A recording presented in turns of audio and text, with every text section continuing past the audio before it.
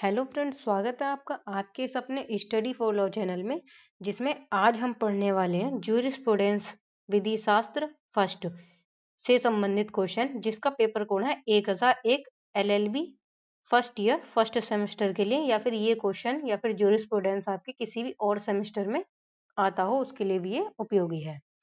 ठीक है, आज का हमारा क्वेश्चन है विधि संप्रभु का समादेश है। इस कथन का आलोचनात्मक परीक्षण करते हुए बताइए कि क्या यह सिद्धांत भारतीय न्याय व्यवस्था पर लागू होते हैं। और इसमें ये इस तरह से ही पूछा जाता है, ऑस्टिन के विधि के आदेशात्मक सिद्धांत का वर्णन कीजिए। या फिर आपसे पूछा जा सकता है कि ऑस्टिन के अनुसार क्या अंतरराष्ट्रीय विधि विधि है। तो ये ऑस्टिन से संबंधित क्वेश्चन है। आप इन तीनों का यही आंसर लिख सकते हैं। John Austin. जॉन ऑस्टिन का जन्म कब हुआ था? इनका पूरा नाम है जॉन ऑस्टिन। इनका जन्म हुआ था 1790 में। 1790 में इनकी मृत्यु हुई थी 1859 में। ठीक है, जॉन ऑस्टिन को विश्लेषणवादी शाखा एनालिटिकल स्कूल के प्रवर्तक माना जाता था। यानी कि इनको एनालिटिकल स्कूल जो हमारा विश्लेषणवादी शाखा है उसके प्रवर्तक माना जाता है। वे 4 वर्ष तक लंदन विश्वविद्यालय में विधि शास्त्र के अध्यापक रहे। ऑस्टिन ने कुछ समय जर्मनी में रहकर रोमन विधि के अध्ययन में बिताया। रोमन विधि के सुव्यवस्थित वैज्ञानिक निरूपण साइंटिफिक ट्रीटमेंट से वे इतने अधिक प्रभावित हुए कि उन्होंने जर्मनी से वापस लौटने पर इंग्लैंड की आंग्ल विधि के प्रति विश्लेषणात्मक पद्धति अपनाने पर बल दिया। जॉन ऑस्टिन को इंग्लिश विधि शास्त्र का जनक माना जाता है। जॉन ऑस्टिन को इंग्लिश विधि शास्त्र का जनक माना जाता है। जॉन ऑस्टिन एनालिटिकल स्कूल के कौन थे? प्रवर्तक थे। आगे पढ़ते हैं।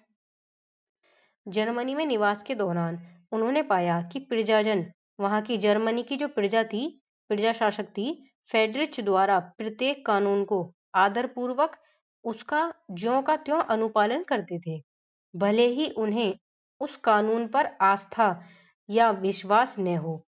इसलिए ऑस्टिन का मत था कि कोई कानून अस्तित्व में होना एक बात है, लेकिन उसके गुण अवगुण दूसरी बात है। भले ही किसी कानून को हम पसंद न करें या उपयोगी न समझें, परंतु जब तक वह अस्तित्व में है हमें उसका पालन ही करना होगा। ठीक है, ऑस्टिन जो थे ये जर्मनी में फेडरिच के कानून को देखकर आए थे। उन्होंने ये सारी धारणाएं बताई हमें। इसके बाद ऑस्टिन की विधि का सिद्धांत। ऑस्टिन की विधि का सिद्धांत। ऑस्टिन बेसिकली 3 बातों पे जोर देते हैं। क्या? एक संप्रभु और शास्ति और एक समादेश। ये 3 चीजें हैं जिन पर ऑस्टिन ध्यान देते हैं। ऑस्टिन इन तीनों बातों पर बहुत जोर देते हैं। वो कहते हैं कि संप्रभु ही विधि है, मतलब राज्य जो कहेगी, जो राज्य विधि बनाएगी, राज्य एक संप्रभु है, राज्य सबसे ऊपर है, और राज्य द्वारा जो विधि बनाई जाएगी उसको सभी लोगों को मानना होगा। ऑस्टिन की विधि का सिद्धांत। ऑस्टिन की उपयुक्त परिभाषा से स्पष्ट है कि ये विधि को न्याय से भिन्न मानते हैं। उनके मत अनुसार विधि उचित या अनुचित पर आधारित न होकर संप्रभुताधारी व्यक्ति या व्यक्तियों की शक्ति में निहित है। इसी सिद्धांत को उन्होंने विधि का आदेशात्मक सिद्धांत कहा है। किसको कहा है? संप्रभुताधारी को उन्होंने सबसे ऊपर माना है। संप्रभु को, किसको? राज्य को। जो राज्य कानून बनाती है वो कहते हैं कि राज्य सबसे ऊपर है, राज्य जो कानून बनाएगी उसको हमें फॉलो करना है। इसके बाद है विधि का आदेशात्मक सिद्धांत। मैंने यहाँ लाइन नहीं खींची है, आप खींच लेना। विधि का आदेशात्मक सिद्धांत। जॉन ऑस्टिन ने विधि संबंधी जो जो सिद्धांत प्रतिपादित किया है उसे विधि का आदेशात्मक सिद्धांत कहा है। आदेशात्मक सिद्धांत कहा जाता है। इस सिद्धांत के मुख्य तत्व इस प्रकार है। जॉन ऑस्टिन ने जो विधि संबंधी जो सिद्धांत प्रतिपादित किए हैं उन्हीं को हम आदेशात्मक सिद्धांत कहते हैं। और वो विधि के जो सिद्धांत हैं वो 3 ही सिद्धांत इन्होंने बताए हैं, संप्रभु, समादेश और शास्ति। इन तीनों चीजों पर ऑस्टिन जोर देते हैं। ठीक है, आगे पढ़ते हैं। यह वो 3 विषय हैं जिस पर ऑस्टिन ध्यान देते हैं: संप्रभु, शक्ति, सोवरीन पावर, समादेश, कमांड, शास्ति, शासन। संप्रभु को राज्य कहा गया, राज्य के पास पावर है कानून बनाने की। समादेश, जो राज्य कमांड करेगी, जो राज्य आदेश देगी, उसका सभी लोगों को पालन करना होगा। और शास्ति, अगर कोई आदेश का पालन नहीं करेगा तो राज्य क्या करेगी, उसको शासन, उसको शास्ति दंड देगी। ठीक है, इसमें सबसे पहले हम संप्रभु को पढ़ते हैं। सोवरीन पावर, ऑस्टिन ने विधि को संप्रभुताधारी का आदेश कहा है। उन्होंने संप्रभुता शक्ति के 2 लक्षण बताए हैं। प्रथम यह कि वह सर्वोच्च शक्ति होनी चाहिए जिस पर किसी अन्य बाह्य शक्ति का प्रभुत्व न हो, तथा दूसरा यह कि संप्रभु शक्ति ऐसी होनी चाहिए जिसके आदेशों का प्रजा स्वेच्छा से अनुपालन करने की इच्छुक हो। समादेश, ऑस्टिन ने विधि को संप्रभुताधारी का समादेश माना है। उनके मत अनुसार समादेश राज्य की उस इच्छा की अभिव्यक्ति है जो प्रजा से किसी कार्य को करने या न करने की इच्छा व्यक्त करे। इस इच्छा की अभिव्यक्ति प्रार्थना के रूप में नहीं होती। संप्रभुताधारी समादेश 2 प्रकार का हो सकता है। जो इन्होंने संप्रभुताधारी को डिफाइन किया है, उन्होंने कहा है कि संप्रभुता है वो सबसे ऊपर है और वो राज्य की उस इच्छा की अभिव्यक्ति है जो किसी प्रजा से किसी कार्य को करने या ना करने की इच्छा व्यक्त करती है। ठीक है, समादेश को इन्होंने 2 प्रकार में बांटा है। पहला है सामान्य समादेश, दूसरा है विशिष्ट समादेश। सामान्य समादेश पढ़ते हैं आगे।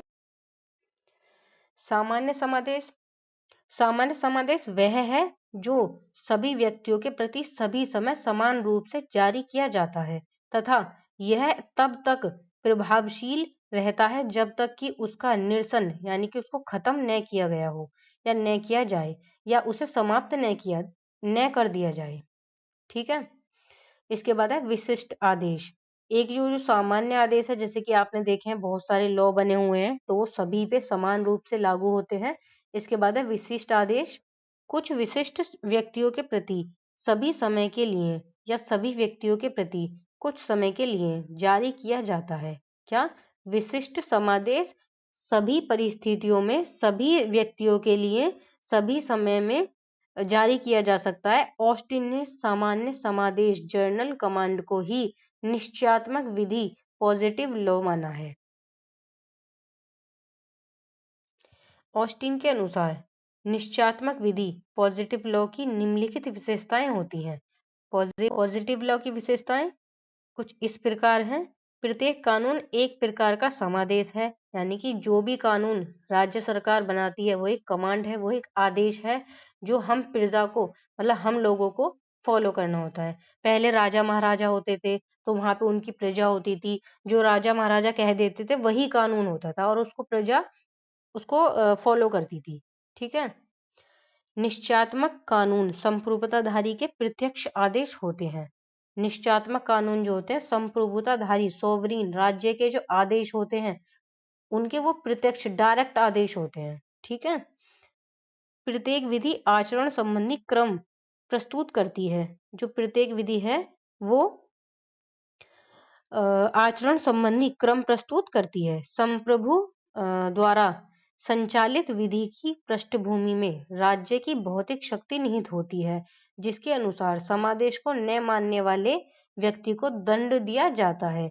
संप्रभु जो शक्ति होती है, जो राज्य कोई कानून लागू करता है उसको लिए आदेश देता है और उस आदेश को न मानने पर क्या करता है, हमें दंड दिया जाता है। ठीक है, आगे पढ़ते हैं। इसके बाद है शास्ति।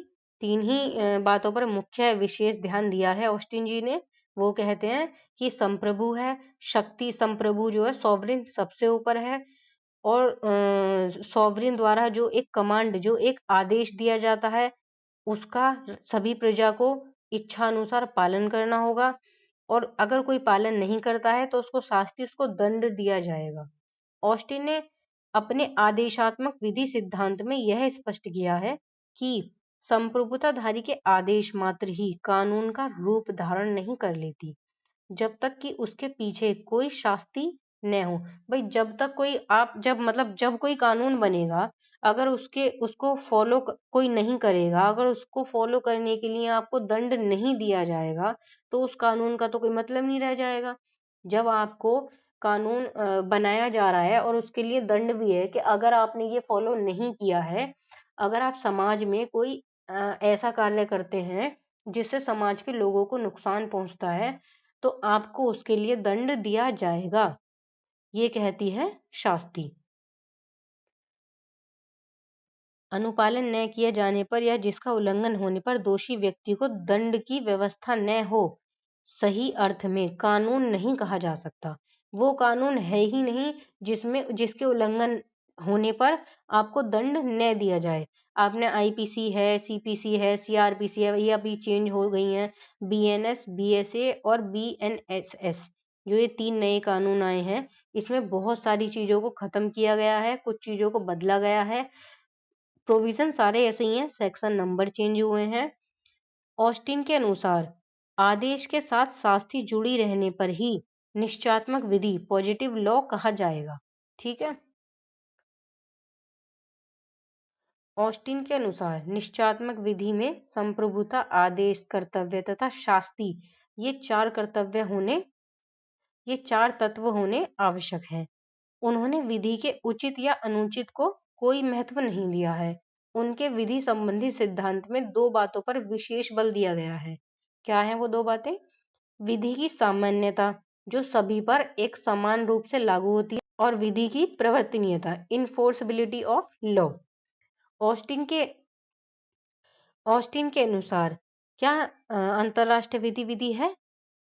इसको पढ़ते हैं आगे। ऑस्टिन के मुताबिक अंतरराष्ट्रीय कानून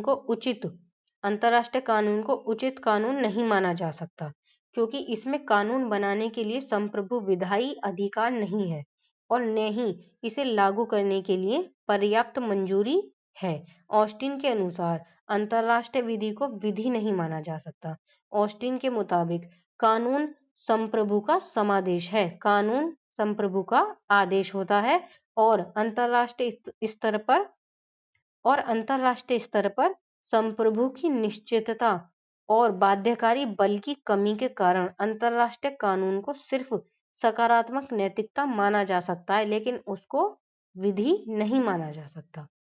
ये था हमारा आज का क्वेश्चन। आई होप कि आपको पसंद आया होगा। अगर आपको वीडियो अच्छी लगे तो प्लीज़ चैनल को सब्सक्राइब कीजिएगा।